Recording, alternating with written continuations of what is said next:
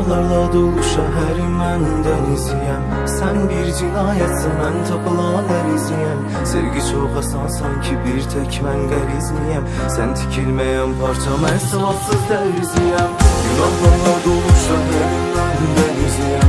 Sən bir cinayətsən, mən tapılan əriziyəm. Sevgi çox asan, sanki bir tək mən qərizmiyəm. Sən tikilməyən parça, mən savadsız dəriziyəm.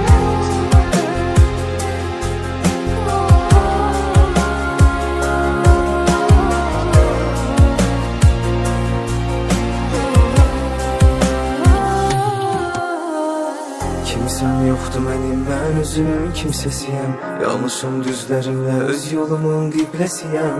Yazılan hər misrada, yaşanan hər acıda mahnılar sözlər idi, mən də onların səsiyəm. Sülhdən uzaq yolum olanlarla barışmıram. Dərdimi azad etdim, mən dərdimi danışmıram. Uğurlar ard-ardadır, mən zərbəyə alışqınam. Bar verəndə daşlanırsa gərək buna alışdıram. Özümü eşə sayıram, gecə yanıram, alov Allah. Günahlarla dolu şəhərim mən dəniziyəm. Sən bir cinayətsən, mən tapılan əriziyəm. Sevgi çox asan, sanki bir tək mən gəlizmiyəm. Sən tikilməyən parça, mən savadsız dəniziyəm. Günahlarla dolu şəhərim mən dəniziyəm. Sən bir cinayətsən, mən tapılan əriziyəm. Sevgi çox asan.